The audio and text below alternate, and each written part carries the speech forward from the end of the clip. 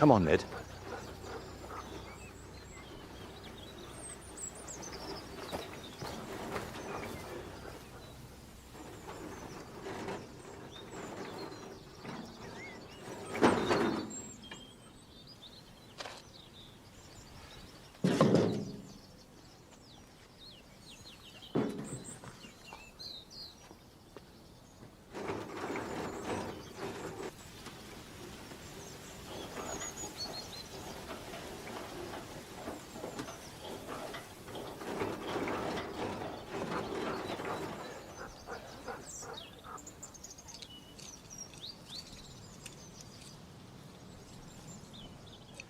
Hello, welcome to Gardener's World.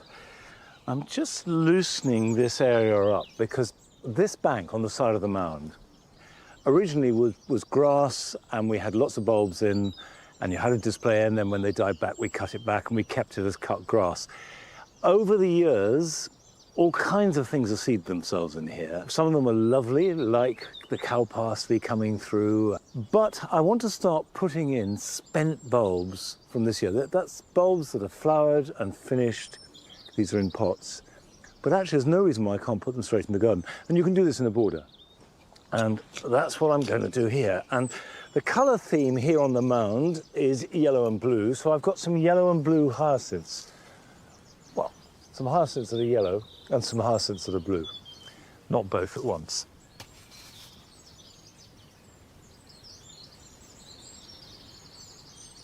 These are Delft blue, so take them out.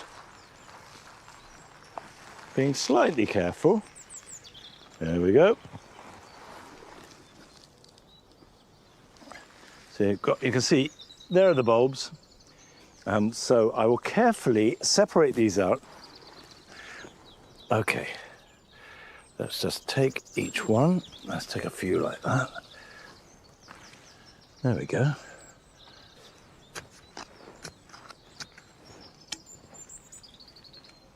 See, that can go in there like that.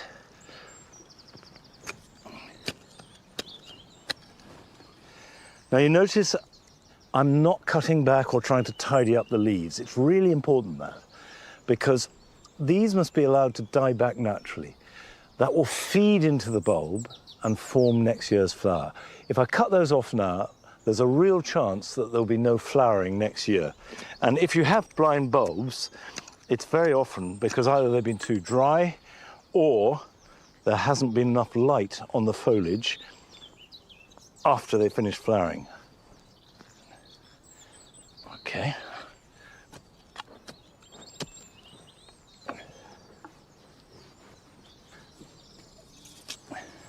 Longmeadow is pancake flat. I think we've got a fall of no more than a foot from one end to the other. So this is our only slope in the whole of the garden. And slopes are brilliant for most bulbs, because most bulbs like good drainage. It's only fritillaries, Camasias, Leucojum that really can cope with damp soil and thrive in it. So a slope like this lends itself to be covered in bulbs.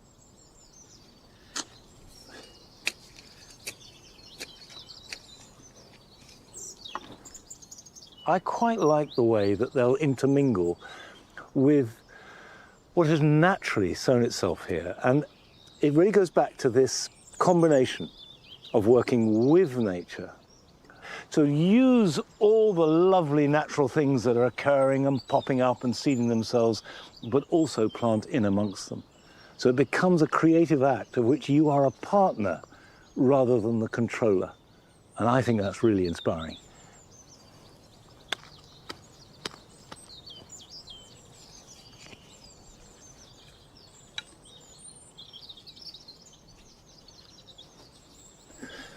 Right.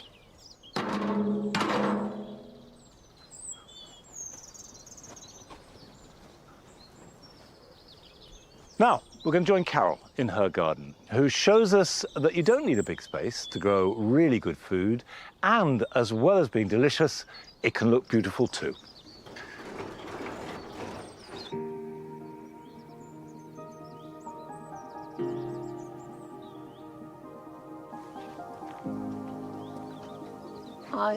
absolutely love my garden. We've been here for 47 years. And ever since we came, I've grown all kinds of ornamentals. Trees, shrubs, flowers, bulbs. But at the same time, I've also been growing vegetables because it's just wonderful to grow your own produce. But what happens if you've only got a limited area? I want to show you during the course of this year just how you can turn even a small area into both a productive space for vegetables and a thing of beauty with all sorts of beautiful flowers.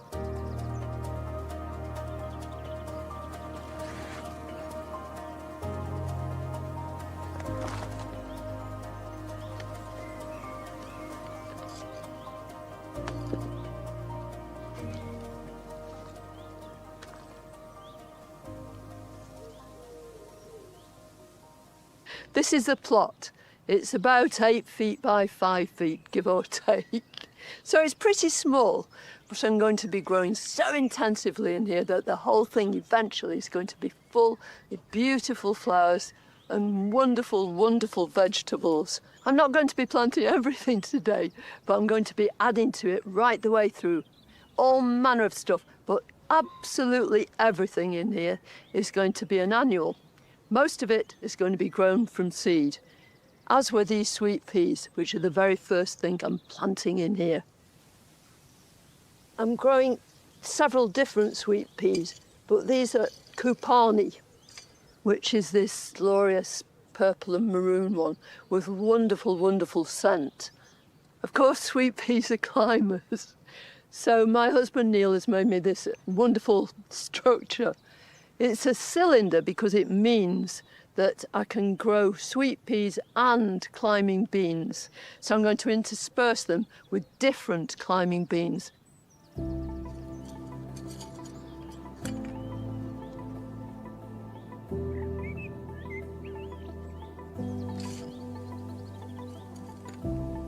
Beetroot are indispensable. Roasted or cooked, sliced and pickled, they're delicious. They can be sown direct into the soil or into modules, then potted on and planted out. The variety I'm using is Boltardy. It's not just the roots we eat. Those leaves are a lovely salad vegetable in their own right.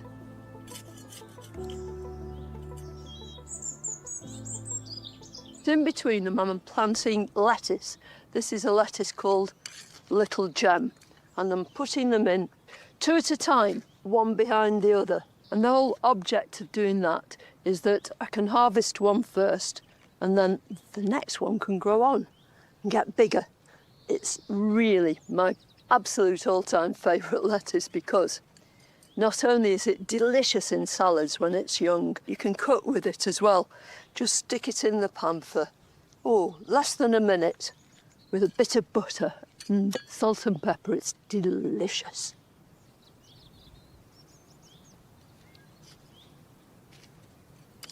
So that's the first veg planted. And it might seem a bit random, a bit willy-nilly, but it's not. It's all part of a cunning plan. So I'm going to grow squash at the front there. And then here, I'm growing a tomato. But tomato with basil is the perfect combination. So I'm going to actually sow some basil seeds right round here and then finally plant the tomato in. I'm not doing it today because they're not ready. But what I am going to do is plant a few flowers.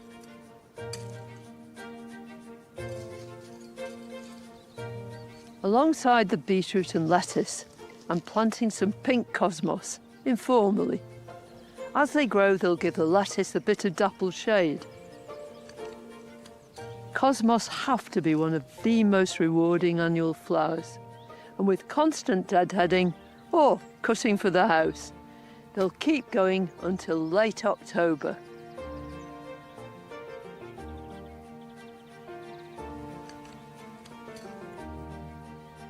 I'm going to sow quite a lot of vegetable seeds and flower seeds straight into the ground, but there are some things which are much better off grown on in pots or modules first of all.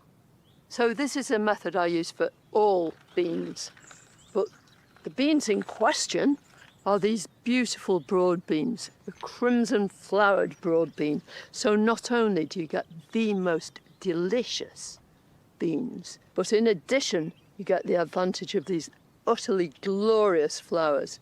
So I'm just pushing them in. You want them about ½ an inch or so, and then cover them with grit, which will retain the moisture once I've watered them, keep the weeds down, and make sure that they don't rot when they come up. But they're very, very unlikely to do that. I mean, they're tough things, these broad beans. Here's one I did earlier. There's the top of the bean, and look already, that little root just starting to go down there into the compost. And then we'll get a shoot, and then we'll get some utterly glorious flowers. These broad beans I'll water well, and then I'll wait until they're a few inches high before I put them out.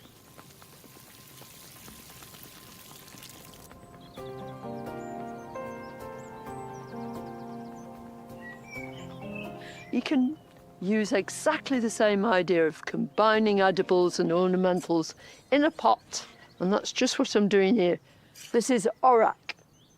It's a relative of spinach. You can eat it, but it also looks gorgeous, and they will go really big and flower when it's way up high, but I don't want it to flower. So all you do, just take those 2 little shoots off the top like that. And that will encourage all those side shoots to spread out and give us a really nice bushy plant. And I'm going to do exactly the same thing, nip the top with all the cosmos too. Now already this plant is trying to branch, but if I nip out this bit here, that's all you need. So the cosmos I'm using in here is one called Purity. And you've guessed it, it's pure white.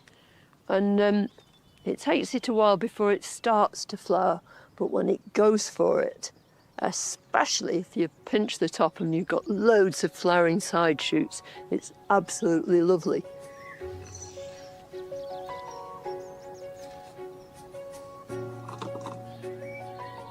Now, the great thing about doing this is that I'll put these things in now. They'll be joined by some of our crimson flowered broad beans, but I can add all sorts of things. Whenever I see something that I find inspiring, I'll squeeze it in here.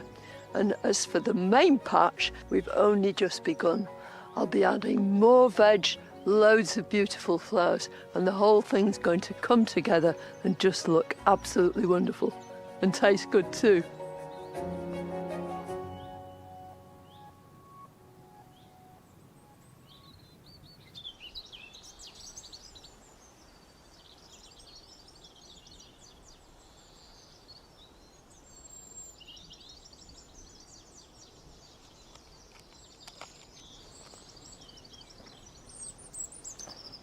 I do think that actually most vegetables that are well grown, vegetables, herbs and fruit, have a beauty of their own. And of course you want it to be beautiful too. Anyway, it'll be fascinating to follow this through for the rest of the series. What I'm doing here is planting out parsley. And to do that, we start off sowing it in a seed tray and then prick it out into individual plants of the plug. And you can see that here you have a plug. It's absolutely ready to go out, got a good root system. And give it space. Now, this is the key thing. I am placing this actually not in squares, but in a kind of grid. So each plant has plenty of space around it. And then as a result, you get a big, strong plant. Parsley, remember the carrot family. They have a deep root, and they want to grow to a plant about that tall with a thick stem, and then they flower. So if you let it become well established with strong roots, you can then go on picking the leaves over a period of about 3 or 4 months.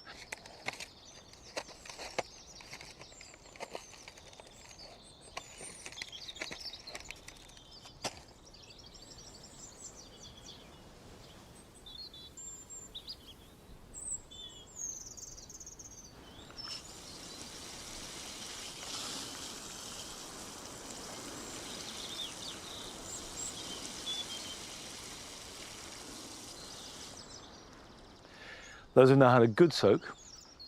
and I will leave them, but make sure they don't dry out for another 2-3 weeks before they're ready to harvest. We will harvest these, well into summer, by which time the next crop will be ready to plant it out. And actually the secret of all vegetable growing, it doesn't matter how much space you've got, whether it's very limited or huge, is planning ahead, succession. So you maximize the harvest from whatever ground that you have. And also not just maximize it in quantity, but also quality. Grow what you like to eat. That is the secret. Come on in.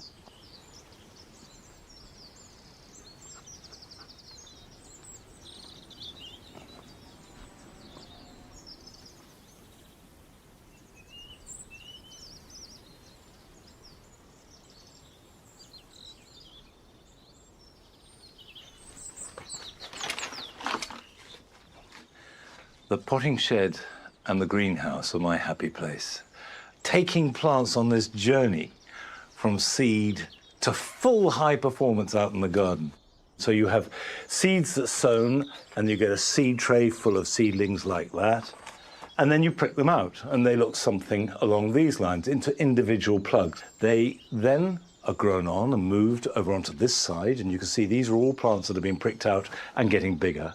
And at some stage, a lot of them are potted on. But before they can go outside, even if they're not tender plants, they need hardening off. And hardening off is something I really want to make clear, because it's actually terribly important. You need to acclimatize the plant to life outside in the big bad world. So from the greenhouse, they go to a cold frame. And this is round here. Now, at the moment, the cold frame is filled mainly with plants that have been pricked out. They're hardy plants, but they're protected from heavy rain. They get a little bit more heat from the glass through the sun, and it means they're not too cold. And then they go to the next stage. And you can see here we've got some wild carrot, sweet peas, I've got some salvias sitting here where they will remain for at least a week before going into the garden. They're protected from the cold east wind. They've got a hedge there, meaning that it's not too blowy, the sun is not too hot in the middle of the day, and it's not too cold at night. They will gradually acclimatize to life outside. And if you sow your seeds on a windowsill, that's fine. The next stage could be just sort of outside the back door or around the corner by a shed where it's out of the worst of the weather. That also applies when you buy a plant from a garden centre, particularly a young plant. So harden it off for at least a week in a slightly protected place outside. But there's another form of hardening off, which is also really relevant, particularly at this time of year. Come on, Eb.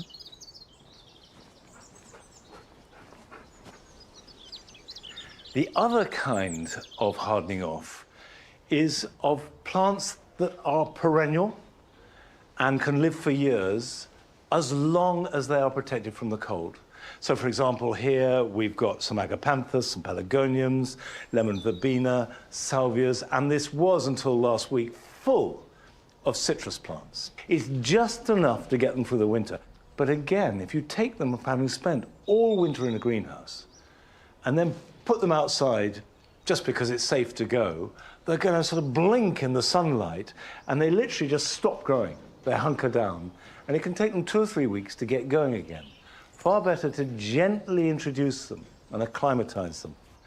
And if I take a plant like the lemon verbena, so if I take this, you can see new growth, which means it's coming into life. And it's the new growth that you've got to harden off. The woody growth is fine. That doesn't need any protection.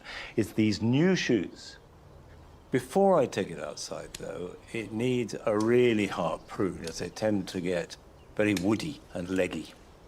Cut back to the lowest growth you can see, and this will result in a fresh flush of new leaves.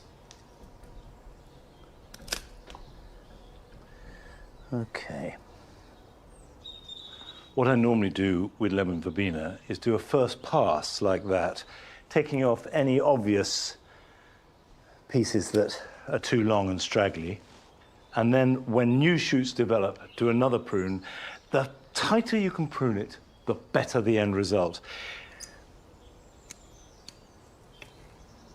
Oh, this is a heavy one.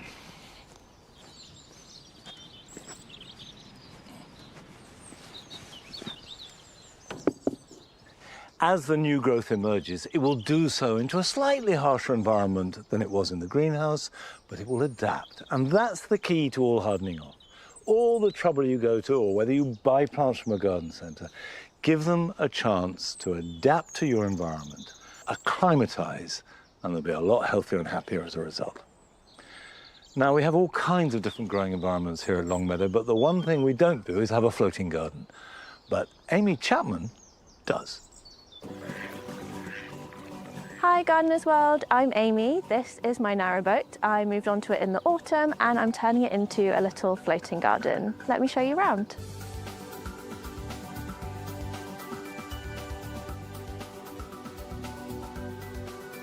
This is my little rooftop garden. I am trying to grow as many edible plants and useful plants and also plants for pollinators too. I have always loved growing my own food and I didn't want to compromise on that when I bought the boat. I've got these planters which are quite shallow, so I'm trying to choose plants that will suit a shallow depth of soil and also plants that don't grow too tall because I don't want them to obstruct my view when I'm cruising the boat. There's a lot of interesting things that you have to consider when you're growing on the roof. You don't want to put too much weight on one side of the boat. I am filling up this container with perennial vegetables, which are some of the easiest, lowest maintenance edibles that you can grow. These are Welsh onions, and you plant them once and they will live for years and years, and they'll just keep dividing and producing more and more onions. With watering, I'm worried about the sort of shallow depth of soil in the summer and keeping everything watered, so I think I'm gonna have to cover everything with a thick mulch and try and keep as much moisture locked in as possible. I've got a couple of these Babington leeks left. Leeks that will basically grow out into like clumps of little baby leeks. You plant them once and they'll give you multiple harvests. I started gardening about 5 or 6 years ago. So when I bought the boat, I knew that I had to find a way to make gardening work and turn the roof into my own little garden. So this is the front of the boat, also known as the bow.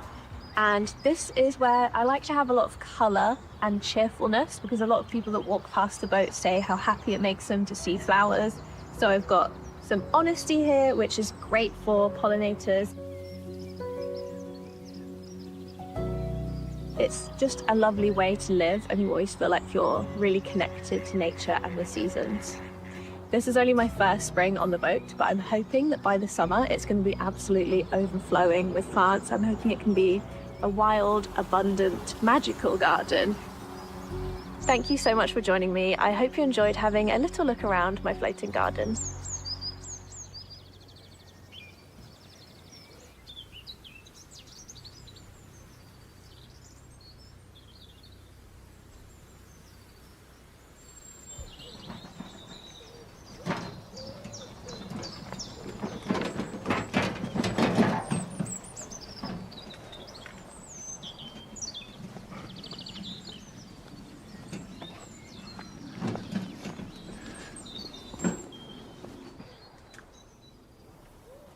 You know, when I moved to London at the very beginning of the 1980s, we very nearly bought a houseboat and wanted to live on it. But I turned it down because I thought I must have a garden, and I couldn't have a garden on a houseboat. Well, Amy has proved me wrong. Not only can you have a garden, you can have a beautiful garden. So that's fantastic. Now, the grass borders here, if you remember, I cut back at the very beginning of March, and it's brutal. You take everything out, clear it back to the ground, and it stays pretty empty for a month or so, depending on the weather. However, it's beginning to grow. Some are already up to knee height, and within a few months' time, things like the big miscanthus will be as tall as I am and grow taller yet. But the key thing about all these grasses, and this spot here, is that they are open to full sun. But I've got some grasses in my barrow which are perfect for shade.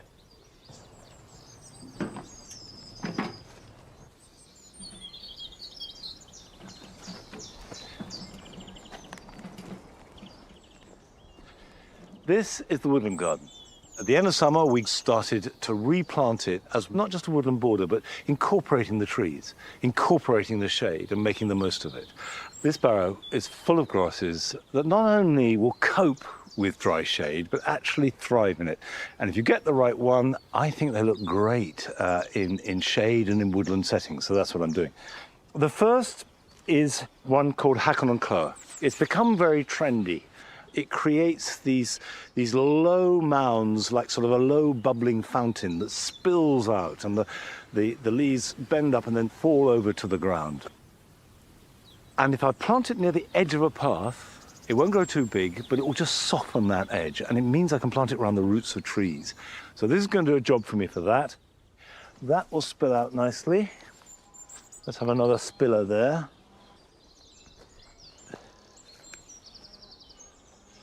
Tucked in behind the yew here. There we go. This can go here like that. I wonder if we could get that in there. The key thing at this stage is not to try and be too controlling. Try it out, move them about. And then when you've decided where you want them, it's very easy. You just make a hole in the ground, take it out the pot, pop it in, job done. Now, the other grass that will serve me very well in here is called Cecillaria autumnalis. And the name is a clue, because it actually thrives best in spring and autumn, semi-evergreen. So I thought that here I put 3. Now you notice I'm putting this in the clump. I'm actually going to get a third, because this is a grass that looks best in clumps or groups, or if you've got a lot, drifts. So I'm thinking something like that. Not too close to the hellebore, so maybe more like that.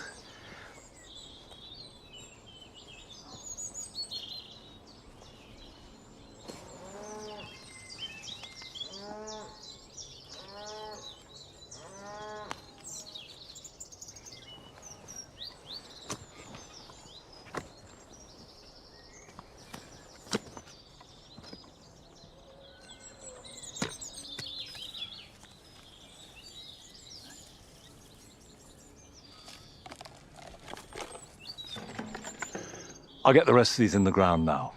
But just a reminder that whatever you're planting at this time of year, even if it's something that thrives in dry shade, give it a soak when you plant it. Water it in well, and that sets it off to cope with whatever summer may bring. We're going to join Advolly now, who has gone up to Scotland, to Fife, to the Backhouse Rossi estate, where she revels in some extremely unusual and rare daffodils. As a huge fan of daffodils, there's nothing to rival a daffodil festival in full bloom. And when those flowers carry history in their petals, it's even better. And this array includes the National Collection of Backhouse daffodils, blooms created by one family over several generations since the 1800s. To me, the oldest blooms often carry the best secrets and stories. But one particular daffodil is here thanks to the brilliance and passion of several determined women. The Backhouse family were originally bankers and Quakers, but alongside their work life, several of the Backhouse men started breeding daffodils, very successfully. Initially, the only daffodils in Britain were the wild ones, which was seen as rather common. But as new varieties were produced in different colours and different shapes, they became very fashionable. Then in 1884, Robert Ormston Backhouse, a banker and daffodil enthusiast, married Sarah Elizabeth Dodgson, having been introduced to her at a Quaker meeting house. Sarah was the daughter of a pharmacist who grew up seeing her father using plants to prepare and dispense medicine. And on the back of this knowledge, a whole new era of backhouse daffodils began. Sarah had the perfect springboard. Her father-in-law had already cultivated a breathtaking collection, which she inherited. She developed it into something entirely her own, creating a new range of daffodils in all shapes and sizes.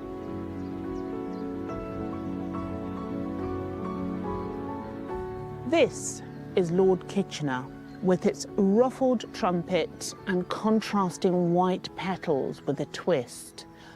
Sarah named her daffodils with retail in mind. At the time, Lord Kitchener was a well-known military man, so by naming it after him, it immediately gave the flower selling power. Her tactics worked, and as she created more incredible daffodils, she caught the eye of other growers.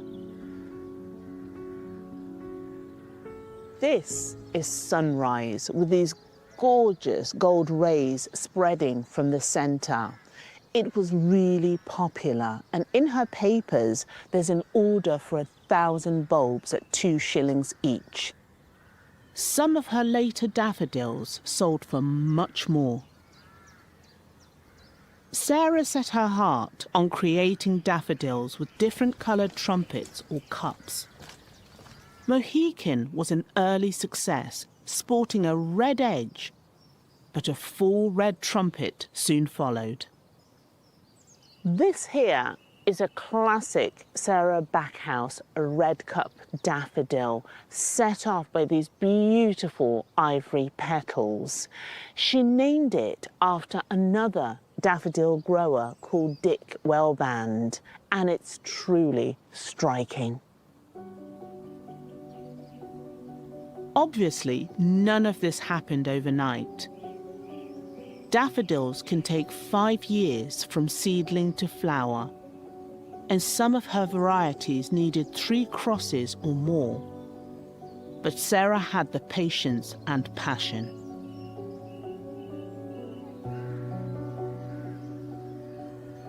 This is a list of just some of the daffodils that Sarah created. There are pages and pages of them, and these are just the A's, the B's and C's. So you've got Abundance, you've got Alba, you've got Albion Star, because all in all, she created over 500 varieties.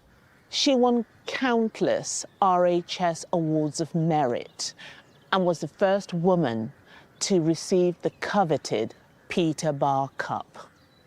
But one of her biggest achievements was the first ever pink-cupped daffodil. Pink cups don't occur naturally in nature, and it's likely it took Sarah over 20 years to create one. But when Sarah's descendant, Caroline Thompson, started tracking down the backhouse varieties, she couldn't find the pink cups growing anywhere. However, she did have inside knowledge. How did you find it, Caroline? Well, it was my mother. She remembered as a small child, Robert Backhouse, her older cousin, coming to her grandparents' house with a gift of the pink daffodils. When we heard the story, decided to go down to Hertfordshire and have a look at what is now a nursing home's grounds and see if they were still there. Amazingly, they were in the exact spot her mother remembered them being planted. These are so beautiful. They're not like a Barbie pink, are they? They're more like a salmon. These I find beautiful because during the longest part of their flowering, they are this salmony coral pink from the tip of the rim right down to the base. To begin with, they come out a sort of yellowy colour, and when they're older, they fade to a whitey colour. But for that longest full flowering period, they are pink. and they are the first true pink daffodil. The public loved them, and they were most widely grown and most popular daffodil for about 90 years. Are they later flowering? Yes, absolutely, they are. Sarah Backhouse created narcissus that would flower early through to ones which would flower right the way through to mid-May. These will be flowering in our garden, and they are fabulous at that time of year. They come up and look like glorious fireworks. These days, there is some irritation that Sarah's most famous flower is called Mrs. R.O. Backhouse, which is mostly Robert's name. But that was normal for the time, and her husband fully acknowledged his wife's prowess. In a letter after her death, Robert made it clear exactly where the genius lay. He wrote, "I hope to continue to care for her beautiful flowers, but I fear the supply of new varieties will cease." I just know that she'd be delighted to know that several generations later, a female relation would be keeping her legacy alive.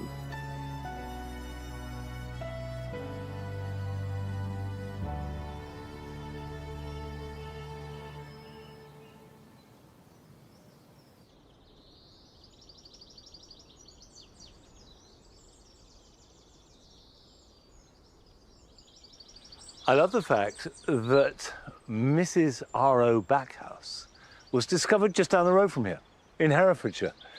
And I'm sure there's probably more lurking around the country somewhere, and the RHS would love to know if you have her in your garden.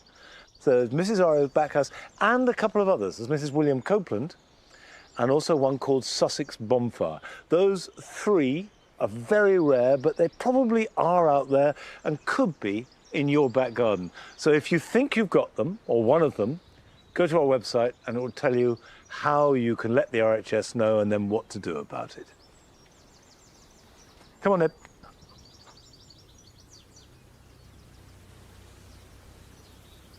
Now, shall I throw the ball? Go on, off you go. At this time of year, of course, we all want colour, whether it be rare, exotic, unusual colour, or even just the brightness, the freshness of green on a lovely sunny spring day. But actually, if you've got a shady garden or a shady corner, you can still make something that is really beautiful and use colour to do it.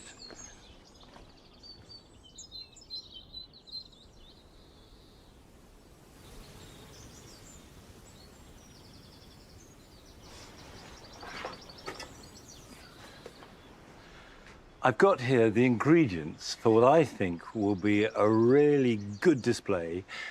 Nice big pot, crock to put in the bottom, and then your compost mix is worth taking trouble over.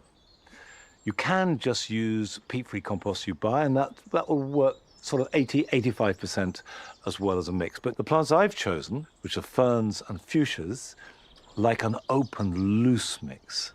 So I've added leaf mould. If you haven't got leaf mould, just think of something, maybe a bit of coir. I've added a little bit of sieve compost, and that has made a mix that is nice and loose, and the roots will get down in there and be cool. So half fill the pot.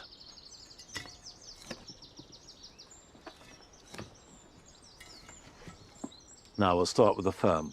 It's Arthurium nipponicum Red Beauty. And this Arthurium is special because the leaves have colour.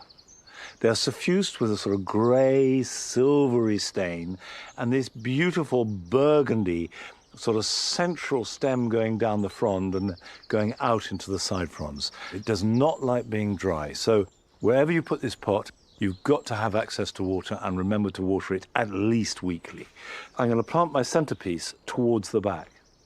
If you're going to go see round the pot, obviously it needs to go in the middle. And the old saying that you have a pillar, a filler, and a spiller works pretty well, but this has to class as the pillar. And so we'll take it out the pot and position it like that. A little bit more around it. But that leaves plenty of space for the next addition. Now, my filler is a fuchsia called Annabelle. Annabelle, very well-known fuchsia, got lovely, very pale flowers. It's a bushy plant, I mean, fairly upright. In fact, you quite often see Annabelle grown as a standard. So it's got one central stem and then a circular top. The one thing to remember about fuchsias is they do need good drainage. They don't like to be too wet. So if I'm watering the fern a lot, I must make sure there's drainage, so they're not sitting in soggy compost. So that goes in the middle ground, like that, and like this. I've got 3, and then a little bit more compost in the front. And now I've got my foreground for the spiller. And this is another fuchsia called Harry Grey. This is the palest of pinks that will spill in profusion over the edge of the pot. These plants are very dry, so I'm going to have to give them a good soak. Okay, I'm just filling around them. Final thing to do is put it in position and water it.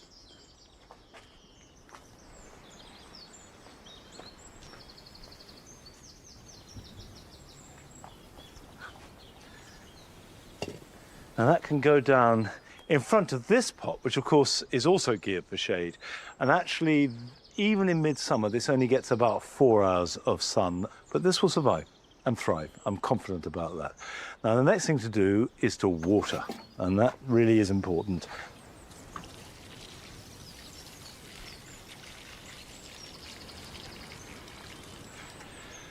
It will take a month or so before the fuchsias start to flower. The great thing is that these will look at their best when other things are failing. So they should look good in the summer and really at their best in September and October. Come on. Come on. Good boy.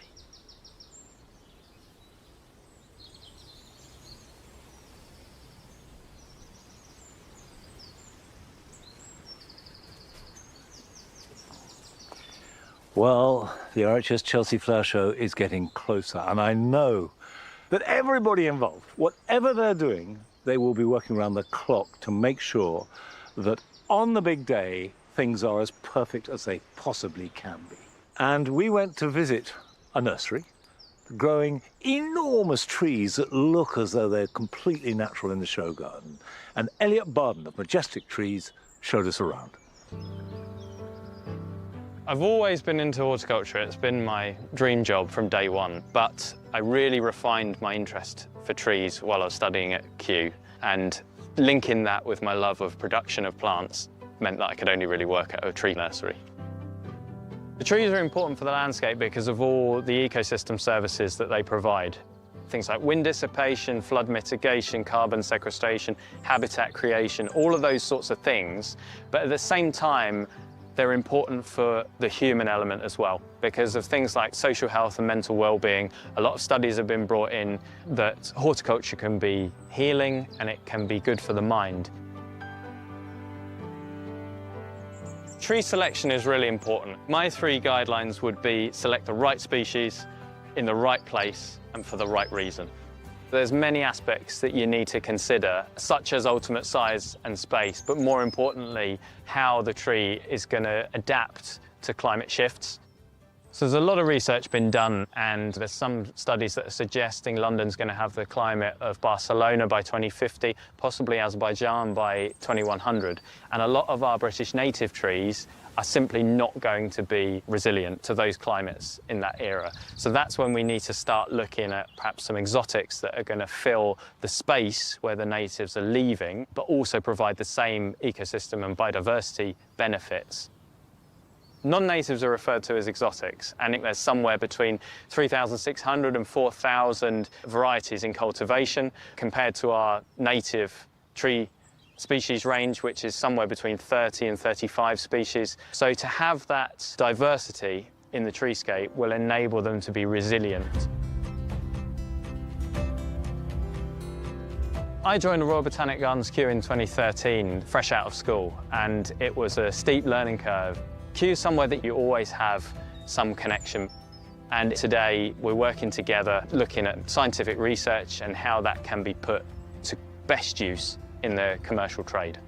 It traps that moisture on the fine hair, which cools the leaf down. My name's Kevin Martin. I'm head of the tree collections at Royal Botanic Gardens, Kew. So I'm really trying to understand what the landscape's going to look like in 100 years' time. So with the research that I do, specialising in urban trees, it's critically important that we get the commercial nurseries on board, because I can do research and I can find some of the most fantastic trees that are going to be more resilient to our future climate. When we think about selecting trees, we have to really stop and think deeply now. We can't just select trees on horticultural merit, what the tree looks like, so its bark, the colour of its leaves. What we need to start thinking deeply about is the function.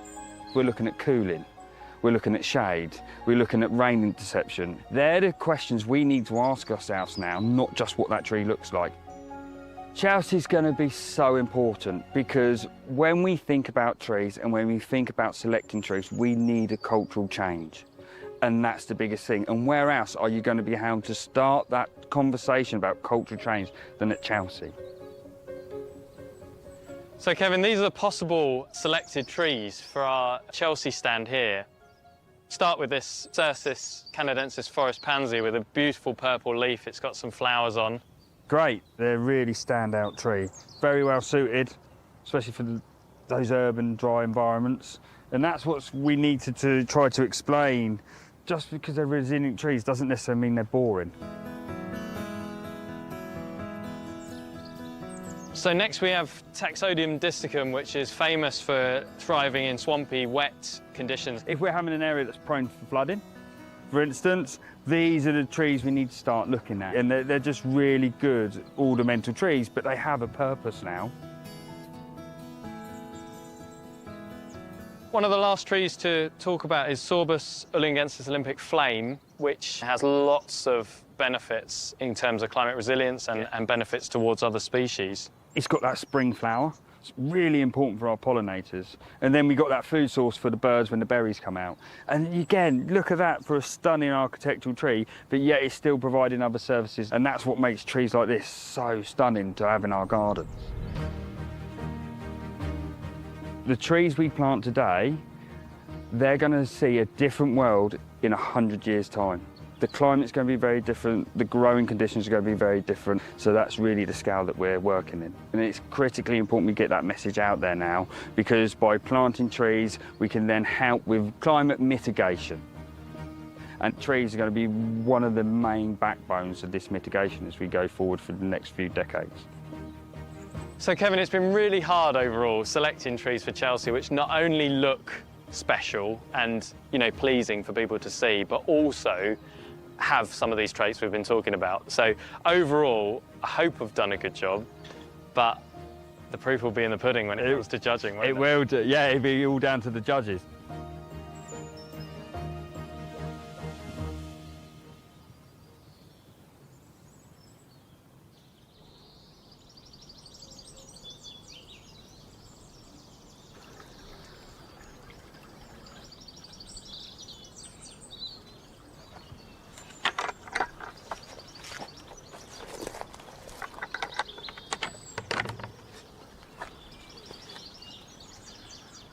I think this idea of having to choose trees in response to climate change is something we're all having to wrap our heads around. And it's actually quite a big ask, because we've grown up with trees as such a significant part of our culture in literature, in art, in poetry.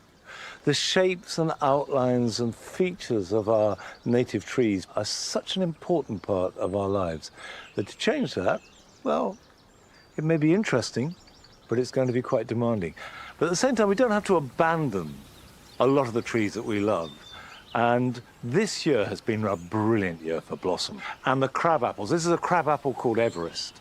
And it's such a joy to have that blossomy week with these white flowers floating above the paradise garden. And then they fall like confetti and the year moves on. But for that 1 week, it is paradise indeed.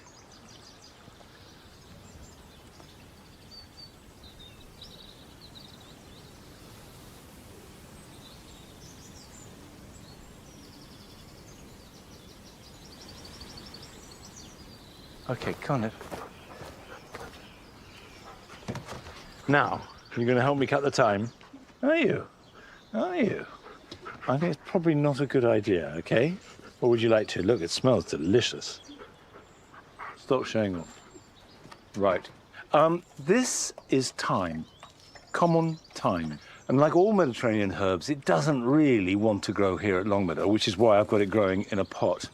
But thyme and all Mediterranean herbs have this tendency to become very woody. And so the answer, if you're growing it for the kitchen, is to trim it hard now so you get a new flush of leaves. So that's what I'm going to do here. Certainly start off by cutting off all the really old, bare growth like that. And go hard. When you're cutting back any plant really, but certainly these Mediterranean herbs, as long as you cut back to something, in other words, there's fresh new growth below your cutting point, it'll regrow. Whereas if you cut just into old wood and just leave a bare stem, the chances are it won't regrow. And that applies to lavender, to rosemary, to sage and thyme equally. It will look a little bit sort of cropped for a week or two, but it will grow back.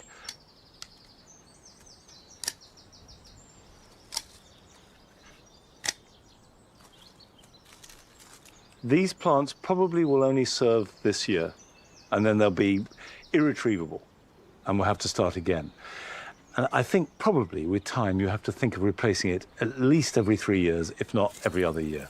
So I've trimmed this back, but I'm also going to sow some seed so that I know next year and the year after I can replace these plants and lots of others beside it.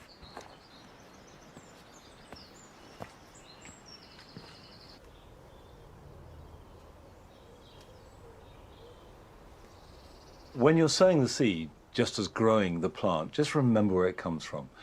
It needs poor soil and lots of drainage. So don't add any garden compost to your seed mix. There's no need to do that.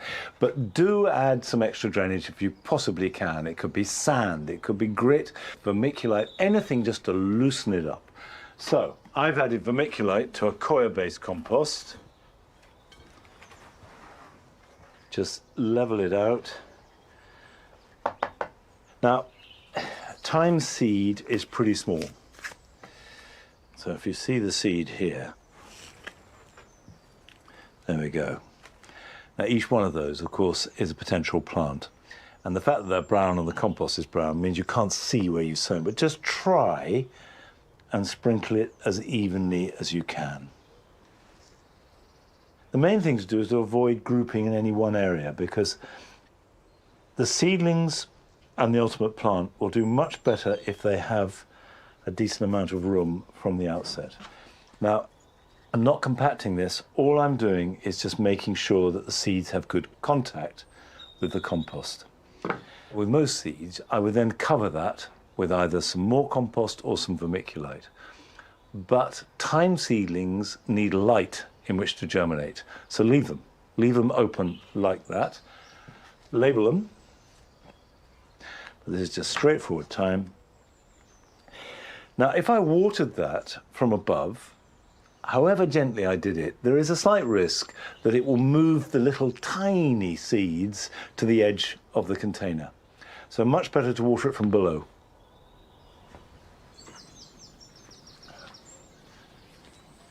So just have a shallow tray, pop it in, and leave it until you can see the compost staining with the water. Drain it, put it somewhere bright. Okay, that's a job which will bear harvest sometime in the future, but here are some jobs for this weekend.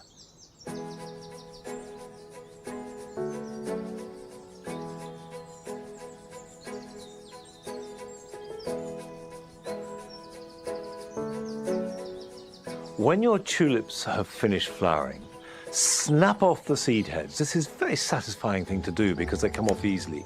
Don't cut back the stem and lead the leaves.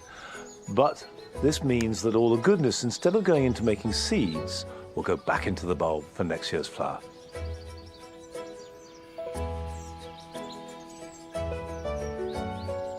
If you grow tree ferns and have protected them over winter, now it's safe to unwrap them.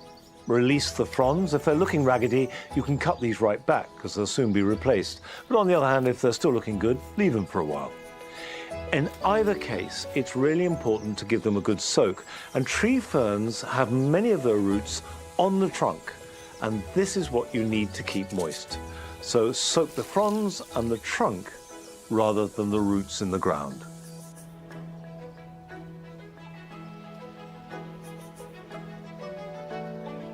It's time to sow sweet corn. Either use a 3-inch pot, sowing 2 seeds to a pot and then removing the weakest of the 2 seedlings, or 1 to a plug, but do make sure it is the deepest plug that you can find. Press them gently into the compost, cover them over, and then water them well. And do so from above, because with that depth of compost, they don't soak up so well. Put them somewhere warm to germinate. The heat is important, but if they're warm enough, the seedlings should appear in a week or so.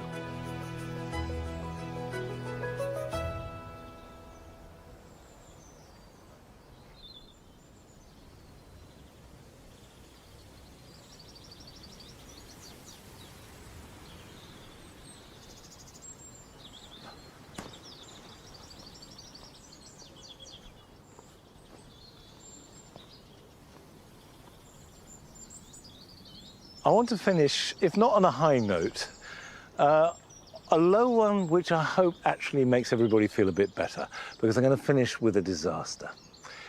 The garden's looking lovely.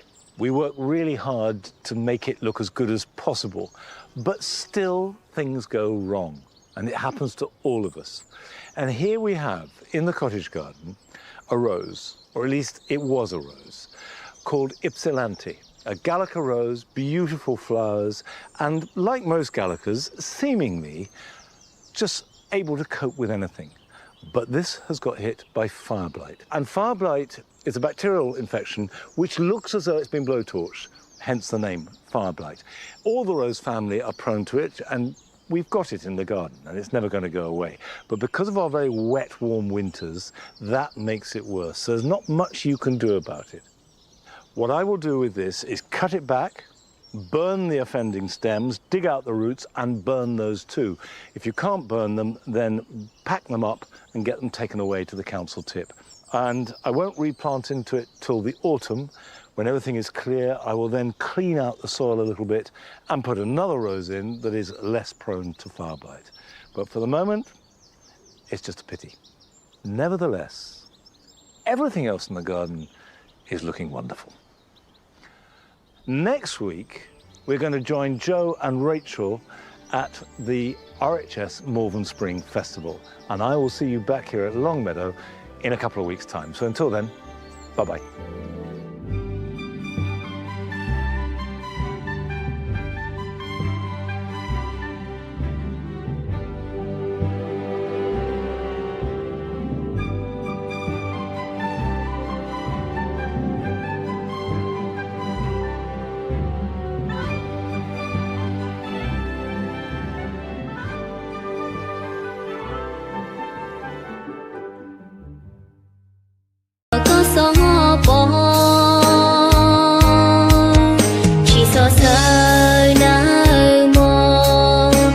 Chỉ tua có nó bỏ, vừa chia có